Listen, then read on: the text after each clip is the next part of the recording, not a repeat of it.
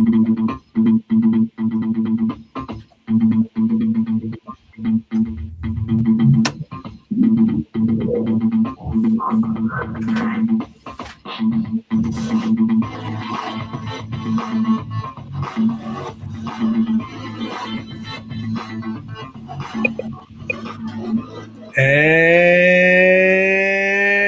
welcome to Education, Leadership, and Beyond, Surviving and Thriving.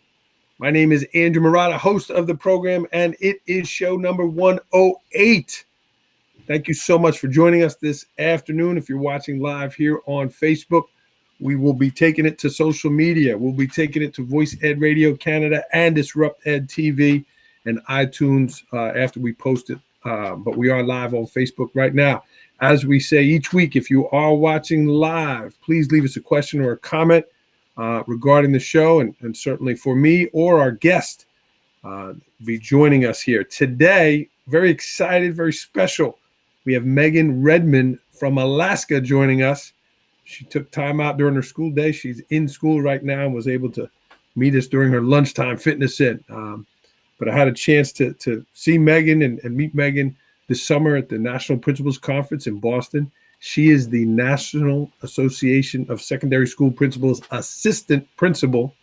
That's a mouthful right there, of the year. And really excited to talk to Meghan about that and that award and what it's done for her and her school district and her personally and professionally. So we'll be meeting Meghan in a moment. Before we get started, I would like to thank today's sponsor of the show, and that is the Coaching and Leadership Journal. This is from my friend Dan Spanauer in Winston-Salem, North Carolina. Dan runs the leadership publishing team and provides great content. He's written a number of books and really great stuff with leadership. His website, again, the Leadership Publishing Team. If you want to punch in our discount code, Murata20, that'll give you a 20% off a yearly subscription. It's great. Dan gives me a lot of quotes, a lot of insight, and again, just great content in here. You get an electronic version and a paper version. Here is the information. I'll hold it close up there if you can see that. Let me get it closer. And that's the subscription information.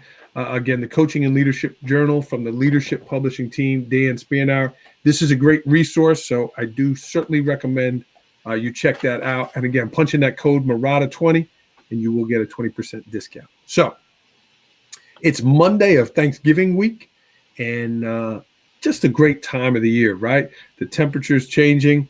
I'm sure it's already changed in Alaska when we asked Meghan about the weather, but the temperature's changing. It's football season, and just that sense of gratitude that we have. And as I was preparing for the show and thinking about the show, we certainly can think in our personal lives, right? What we're grateful for.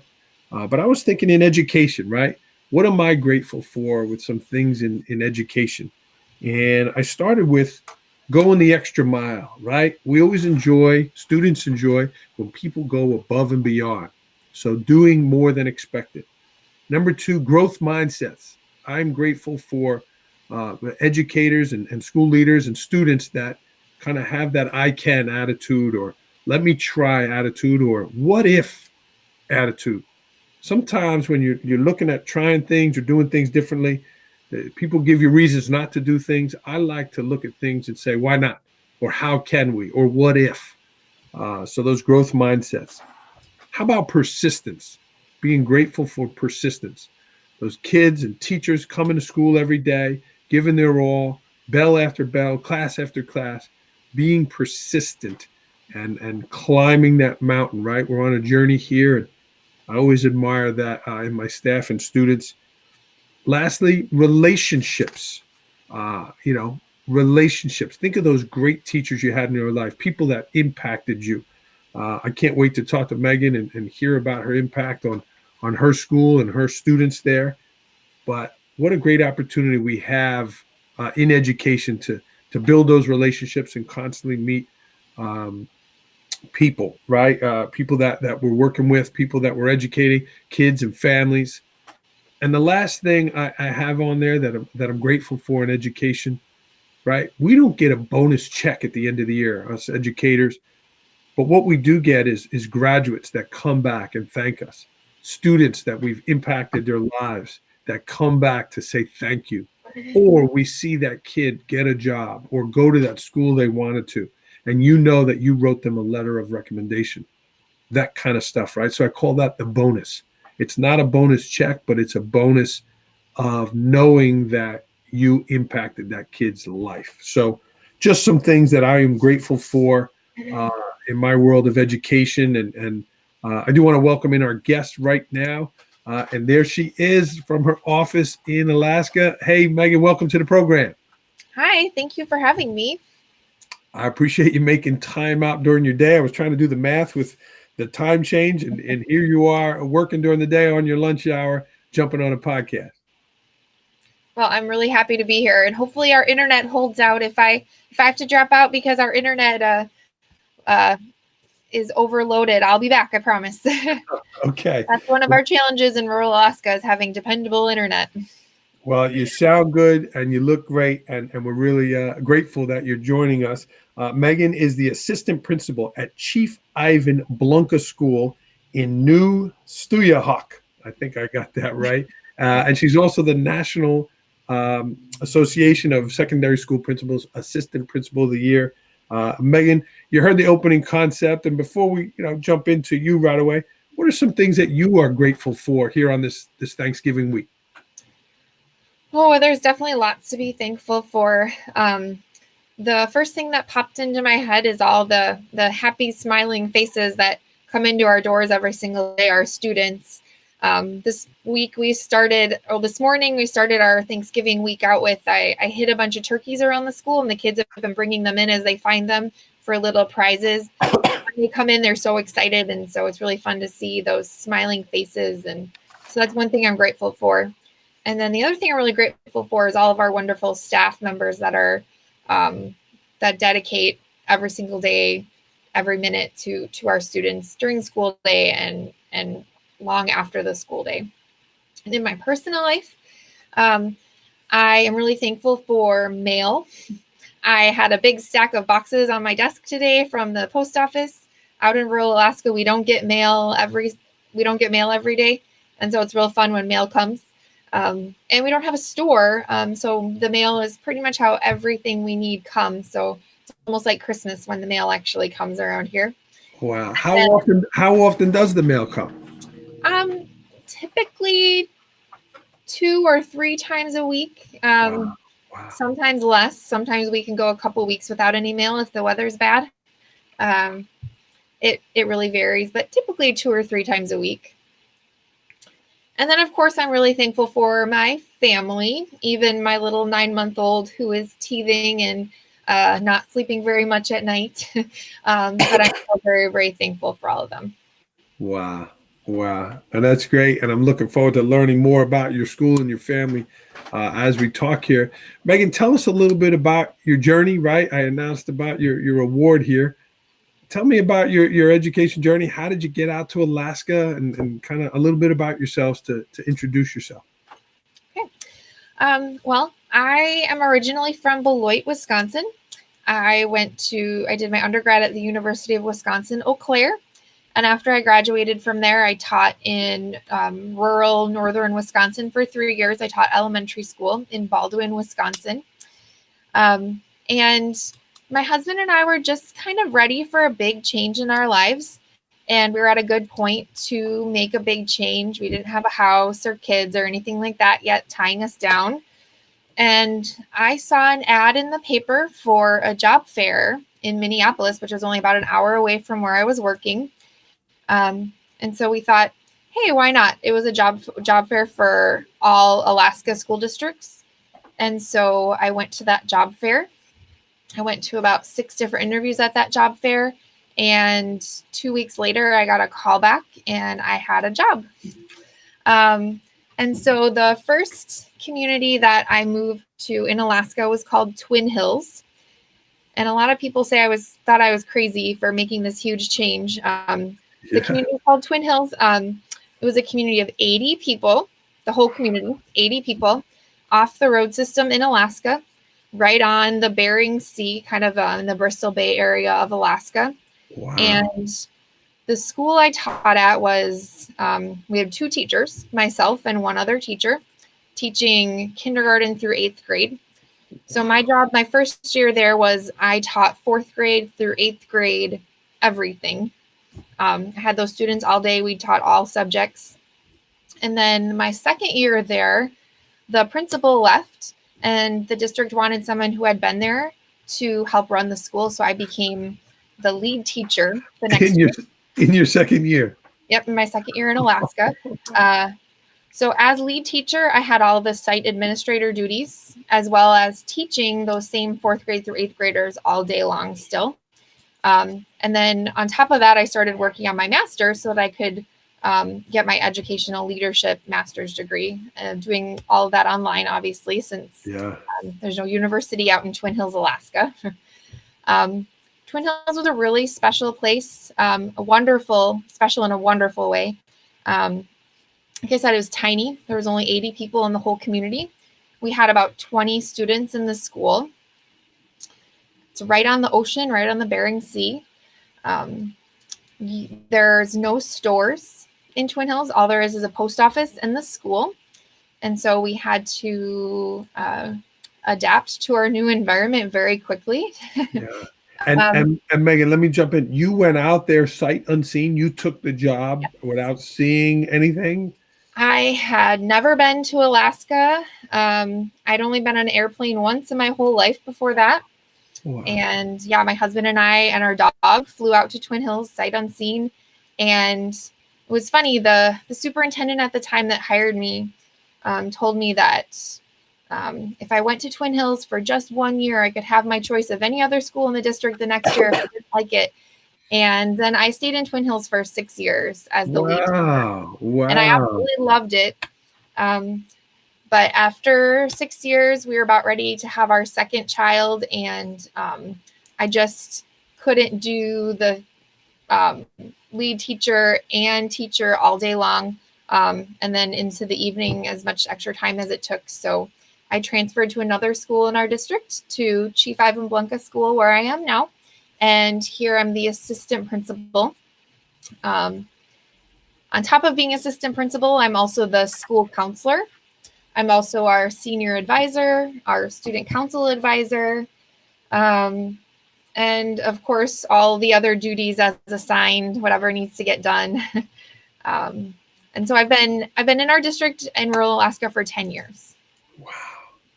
Wow, that is just fascinating. And kudos to you and your husband, right? I just talked about growth mindsets and what if, and here you are, you made that change. And what was it that Alaska though? Was that something that you and your husband had talked about, or you saw the jobs and then you kind of, what was it about Alaska that made you want to go out there? We had talked about it like right when I first graduated from my undergrad and was started looking for a job as a teacher. And it just wasn't a good time. And Alaska was just always somewhere we'd been really fascinated with, and we'd always wanted to go there. And we kind of thought, what better way to experience it than actually moving here? And we knew we didn't want to move to Anchorage or Fairbanks because that isn't Alaska. Anchorage and Fairbanks are beautiful, but they're more like any other city you'd live in the lower 48. And so we wanted to move somewhere very new, and so we did. Wow. And I can't imagine living anywhere else now. I love it out here. And Megan, you mentioned about the stores, right? Like that you don't have the stores and that kind of stuff. So like, how do you get the resources for your school and your teachers, like in terms of, whiteboards and projectors and things like that? Like, how do you have to order everything online? Is it like you're not going down to the local Staples? We, in the community I live in now, New Stehawk, we do have a teeny tiny store, but you're definitely not going to go there to buy projectors and things like that. It's more like if you need a dozen eggs or candy bar, bag of chips, pop, that kind of stuff. But we have to order everything online. We do have a few suppliers like in Anchorage that we can have supplies flown out on an air taxi. But the freight, the shipping charges get very expensive when we do that. So we have to plan very far ahead and order everything we possibly can online. Amazon is our absolute best friend. out here. Amazon Prime free shipping even includes Alaska, even out here. Wow. It may take a month or 6 weeks for things to get here through the mail sometimes, but it does get here. And so we have to just plan that far out to make sure we have everything that we need. And everyone there obviously has that patience and that kind of mindset that this is what it is and this is how it is out here. Most of the time. Yeah, you definitely have to. That's a big learning curve for our new teachers that move out to rural Alaska, is getting used to that turnaround time of when you need things. When I was in Twin Hills and we had absolutely no store, I really got ingrained in my mind that I just have to do without sometimes. And even now that we have or in this community, we have a small store, I find myself forgetting that sometimes and just thinking, oh, I'm out of eggs. I just have to figure out something else to do. Or I forget that I can go down to the store sometimes and pick up a few of those things. Yeah. Wow. Meghan, congratulations on this award, winning the National Assistant Principal of the Year. And what has that done for your district? What has that done for you? And I assume it's brought some positivity to your group there, your leadership group, your school, and your community. Why don't you tell us about that and all that's done? Yeah, well, I think the best thing about winning that award is we've gotten to showcase like the really awesome things that are happening out in rural Alaska and, in Alaskan education. It seems like the news always focuses on the negative things that are happening, on low test scores or, the terrible stories of things that are happening out in rural Alaska. But there's so many good things too that just get overshadowed by all those big stories. And so it's been really great to have that national stage to get to share the great things we're doing, the great things our kids are doing, and bringing a voice from rural Alaska to the table. And you've done this obviously digitally and connecting on social media and that kind of stuff. And that's been your avenue?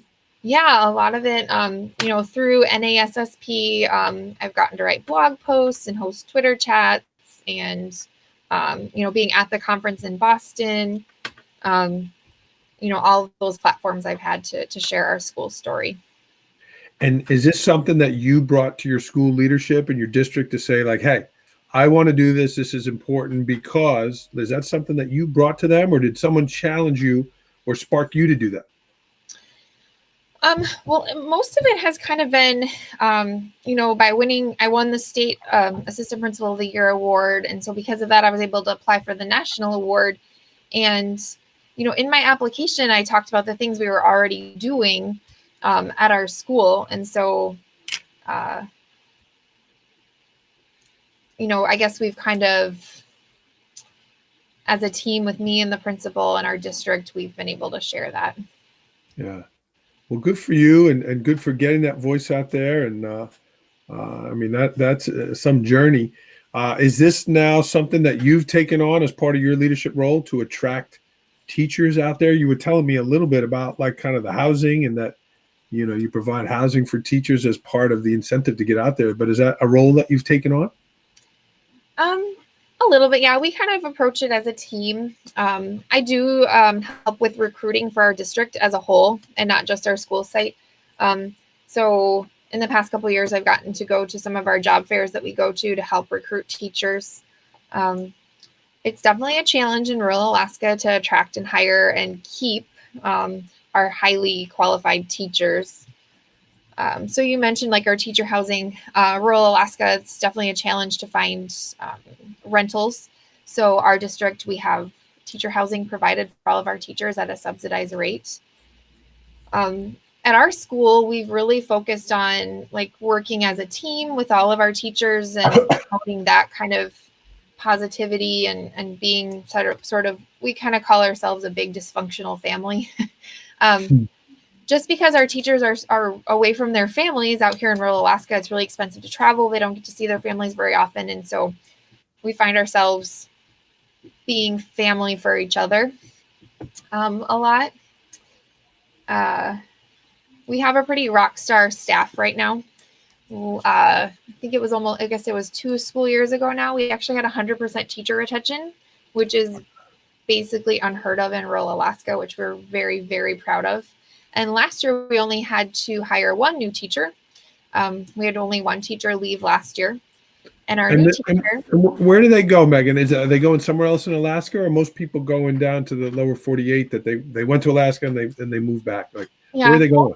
Most people are going back to where they were originally from. Usually back by their families. Yeah. It's hard to be away from your family. We end up hiring a lot of new teachers, and so they come out here by themselves. They aren't always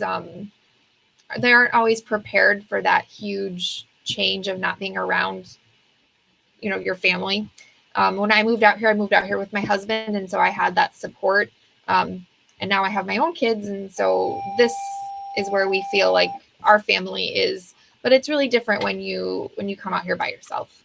Yeah. Wow. And like, if a teacher is sick and like they don't come to work, like, does everyone else just have to pitch in because you're not pulling from a big substitute pool, are you?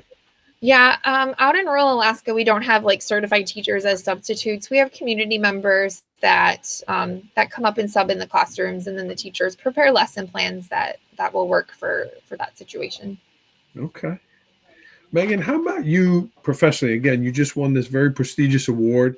How do you, being in rural Alaska, as you say, like, how do you continue to grow as a leader, right? If I want to drive, 60 minutes towards New York City, I can go to all kinds of workshops and things like that and learn. Like, how are you sharpening the saw as a leader without having so much, exposure to different leaders?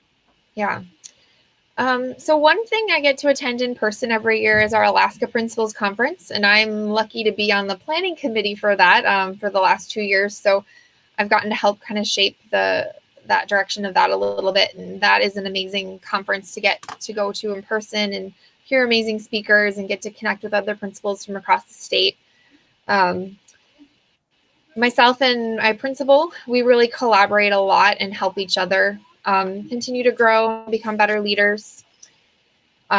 We have a lot of resources through NASSP and then the Alaska Association as well for like webinars and things like that. So I register and attend a lot of those. Something else that I do for our state, we have a program called, it's the Alaska Professional Learning Network, ACPLN. And so I lead a team in that system of assistant principals from across the state. We also have a team in there for rural principals across Alaska. And it's mostly just like we have messaging boards where we can post discussion questions and talk to each other through that. And then, I have to challenge myself a lot. I challenge myself to set aside a few minutes every day to do some reading. Principal and I read a few books, the same books. And so we talk about that together, but it definitely is a challenge to stay connected being out here where we're at. Yeah. Well, kudos to you and your principal. You wrote a little bit about her, Robin Jones, for doing that and wanting that professional developing and that growth mindset. You mentioned in, again, our pre-show meeting about Robin Jones being a mentor to you and how she pushes you, to be a bold, courageous leader. What is it that she challenges you, and how does she go about doing that, for you? Mm-hmm. Well, one of the reasons I'm even in Noostihawk as assistant principal is because of Robin. She's been the principal here for 6 years now, or 6 or 7.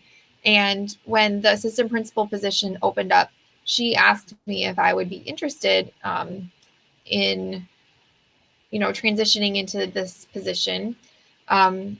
We've both been in the district I've been in the district for 10 years and she's been in the district for 11 years. And anyone being out here that long is pretty rare. So, she knew that I was committed to the area and that we would make a good team. So, she's one of the main reasons why I'm here at all. Yeah. We kind of make jokes that, we have complementary leadership styles. So I'm able to push her on things that she doesn't necessarily like to do or does differently than the way I do, and then vice versa. So we're able to kind of push each other in different areas, which I think makes us a really good team. you've also mentioned that your sister is a mentor to you, and how did she motivate you to go into education? So my sister is 10 years older than me, so there's a bit of an age gap there. So she went off to college when I was still in middle school, and I hadn't quite decided what I wanted to do. And I got to see the whole process of her taking her classes and doing her student teaching and everything. And I saw that that's something I would love to do. And so that was what inspired me to become a teacher to begin with. And then one thing that I really admire about my older sister, she's been in the same school district her entire career. She's been a teacher for 23 years now, I think, and she's been in the same district that entire time in a few different roles. And so that also inspires me to want to make a commitment to somewhere and stick it out. And excuse me. So that's also been really inspiring for me. Yeah, that is interesting, right? To see those people that have done that and grown in a place versus get different experiences, right? There's value to both of them, but that's great. Megan, how about some non-education stuff, right? It's getting cold here in the Northeast. What are some cold tricks, right? Tricks that you guys do out there that's, oh yeah, we do this to make sure we stay warm. Like, I took my kid to Michigan last weekend. We went to the football game. My hands are still cold. What are some things that you guys do to make sure that you keep warm? Well, I'll tell you one great thing about being in rural Alaska that I never really thought about before I moved out here. But I used to live, when I lived in Wisconsin, I had to drive about 45 minutes to work every day. And if it was super, super snowy and the roads were terrible, but they didn't call school, I'd have to leave at like 4 a.m. to get to work. Oof. And the greatest thing about being in rural Alaska and living so close to the school is it can snow 15 feet. We don't cancel school because we don't have buses. All the kids come up to school on their own, and I can just walk to school. So it can snow 15 feet. I don't care. I don't have to drive through it. That's one of my favorite things of like the change between Wisconsin and Alaska. But my advice to everyone is overdress for sure. Even if it looks warm, your ears are going to be cold is what I tell everyone. So always take a warm hat, no matter where you are, no matter what the weather is. In the summer, I tell people take a raincoat, no matter where you go, no matter how nice it looks, because it's probably going to rain, no matter whether it's sunny or not. And my favorite winter gear is probably I have this fleece hat that kind of also is a scarf connected to it. So it goes around your neck and then you wrap it around and then it cinches up tight around your face. That's my favorite thing to wear when it's really cold outside. Nice. And how about some local beauties, right? Dan Karstens was nice enough to share about the peninsula he lives on, and you mentioned the cities, right? But what are some beauties in the area that you live that we don't know about? Yeah, so I live out on the tundra. So I know I'm from Wisconsin, so before I thought of the frozen tundra, I thought of, Lambeau Field and the Packers. Yeah. But now, to me, the tundra is, we don't have a lot of trees. It's all really low growing, like alders and willows and things like that. And then lots of tundra plants. And I think my favorite thing about here is going out into the tundra and just like the smell of the berry plants that are on the ground, the blueberry plants. And there's a plant called Labrador tea. And it just has this smell that I can't even describe, but you just take this big, deep breath in and it's just like cleansing just to be out there and have that smell. I don't think I could ever move back to the lower 48 because I'm so spoiled with the views up here. Everywhere you go, I mean, you can stop anywhere and look in any direction and it's a breathtaking view. Wow. Some parts of Alaska, it's mountains. Out here, we have a beautiful river we can see. It's just amazing and beautiful. Wow. It's really great. I've been curious about Alaska and I've had a chance to talk with you and Dan, and this makes me want to visit. I don't know about visiting in January or February though. Megan, I know you have a lot of responsibilities to get back to. So before we get to rapid fire, was there anything else that you wanted to mention or any shout outs before we get to rapid fire?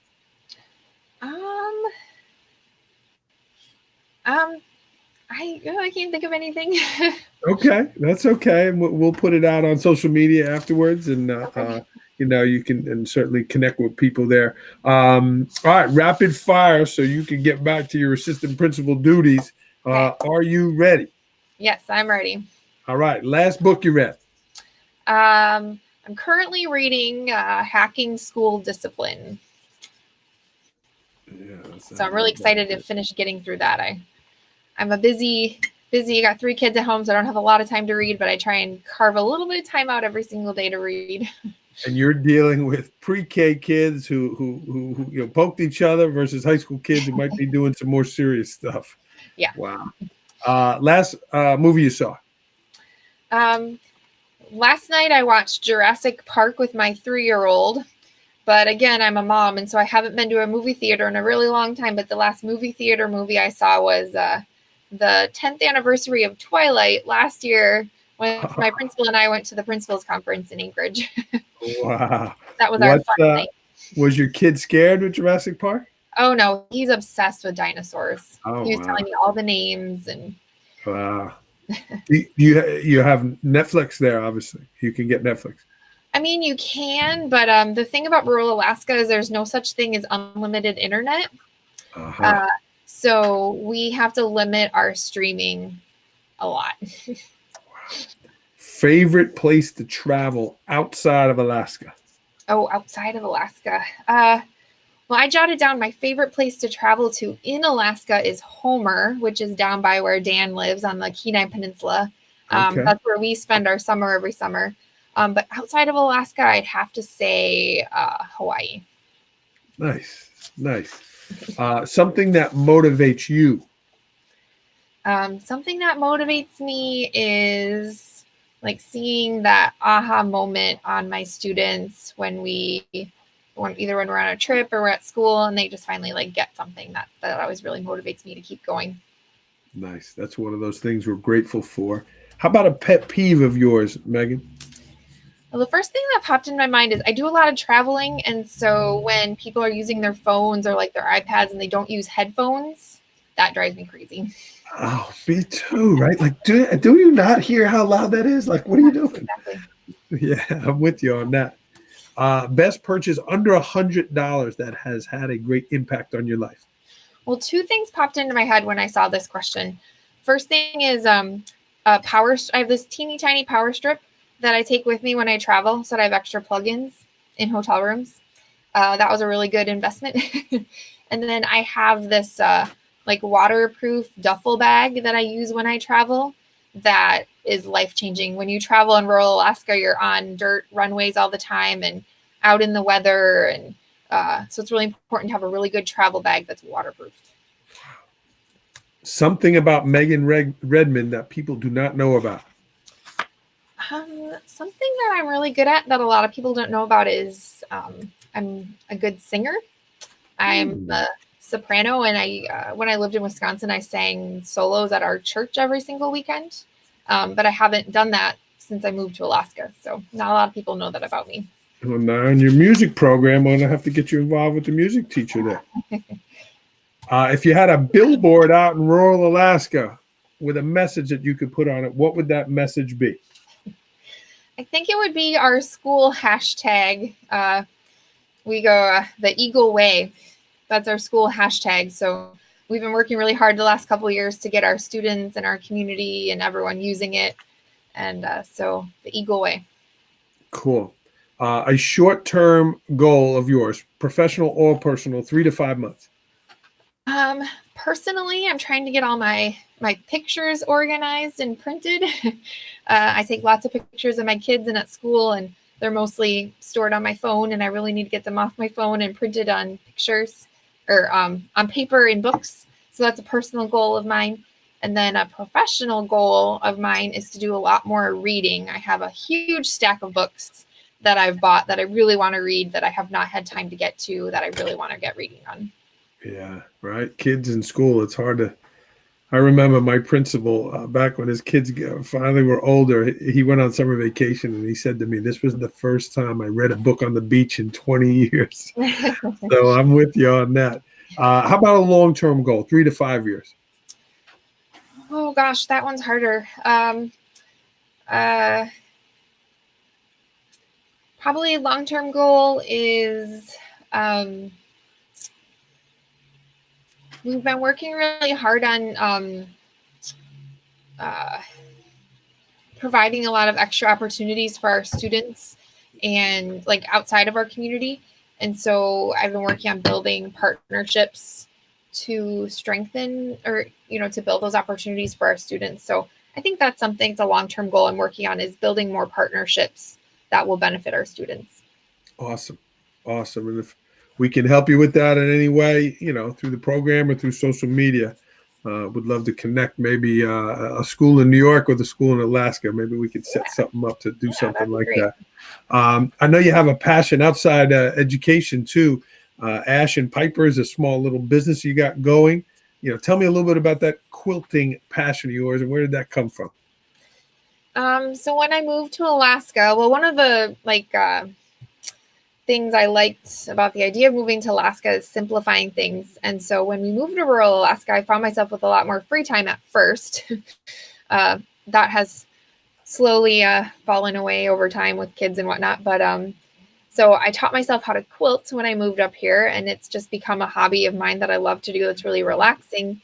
And I got to a point where I was spending too much money on my own hobby, and you can only make so many quilts for yourself. So I started selling quilts to be able to fund my addiction to fabric and quilting. So I started a little company called Ash and Piper Quilting Company. It's named after my two puppies, my dogs, Ash and Piper. And I named it after them because my quilts are always covered in their hair, and that makes them warmer. And yeah, I love to sew. It's really relaxing, and I don't have as much time as I used to sew and sell quilts, but when I have free time, I still do that. So could people, is there a website or something, Megan, that people could go? I have a Facebook page. If you search Ash and Piper Quilting on Facebook, you'll find me. It's a real cute logo. My sister's a graphic designer, and she designed me a little logo that's half the head of a golden retriever and the other half's a head of a husky, because those are my two dogs. So you'll find it. And how can people get in touch with you, professionally on social media and such? So I use Twitter for my professional, I post a lot on Twitter about the things we're doing at our school. So if you're interested in hearing about rural Alaska and the things we're doing out here in New Stuyahok, my Twitter handle is Alaska22Redmond. So you can follow me on there. And then we also have a Facebook group for our school that's called CIBS Eagles Fan Page. So if you search that up, you'll find our Facebook group.